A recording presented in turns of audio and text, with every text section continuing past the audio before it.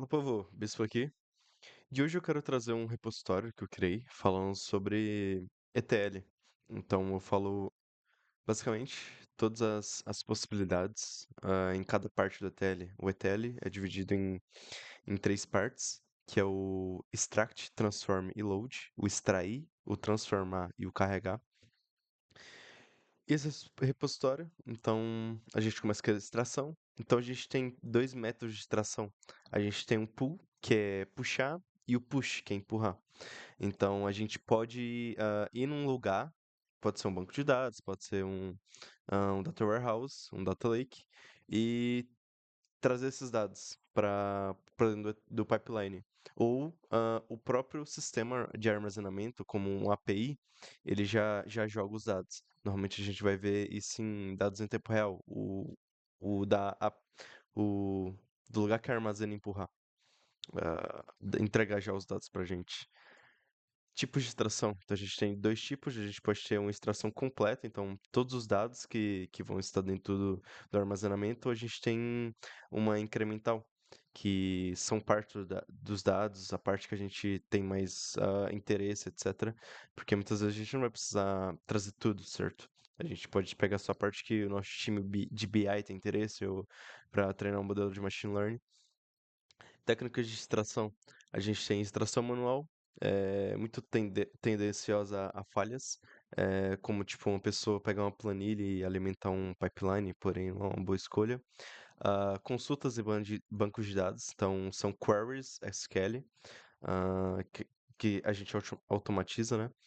Análise de arquivos, então arquivos CSV, JSON, XML, chamadas de API.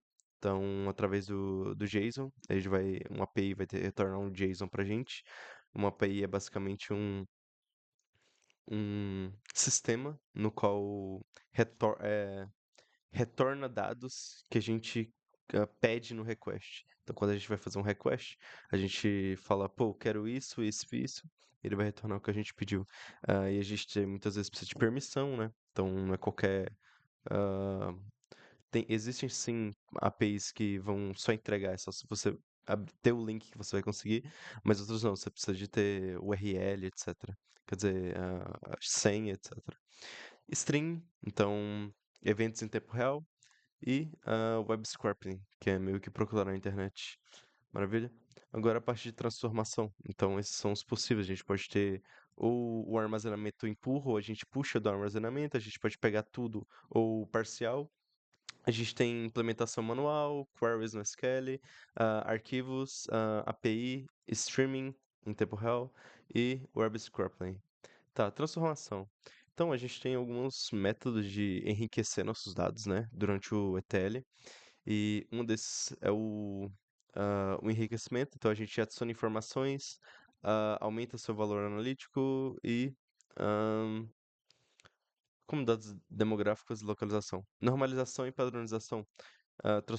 Transforma os dados em formatos consistentes, dados, moedas, capitalização, essenciais para análise e interações correntes.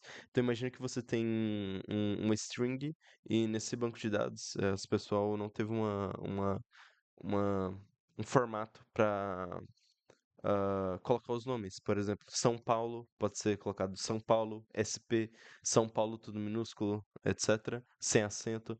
Então, aqui que normalização entra. Pra gente não ter dados de diferentes tamanhos e, tipo, a mesma informação, porém em diferentes tamanhos, fora de padronização, a gente usa essa etapa aqui. Regra de negócio e lógica. Então, aqui vai muito do que o time de BI ou os engenheiros querem. Então a gente modifica de acordo com o que eles querem. Por exemplo, eu quero a data nessa posição, ou eu quero, ah, etc. Agregação dos dados, então a gente agrega, adiciona soma, média, contagem. Integração de dados, então a gente combina diferentes fontes de dados para esse pipeline. E criação de colunas derivadas. Então a gente cria colunas com colunas já criadas. Exemplo, tipo, você tem o ano de nascimento, você já pode criar uma idade a partir disso. Você não precisa, tipo, para facilitar o trabalho lá na frente. Limpeza dos dados. Então, Limpeza de dados, a gente tem remoção de duplicadas, detecção de outliers. Outliers são valores que são muito discrepantes, então você tem um valor, por exemplo, na empresa uma pessoa recebe, a média de salário é 2.000, porém tem um cara que ganha 50.000. Se você deixar ele, a análise vai quebrar, por conta que a média vai subir para uns 50.000, entende?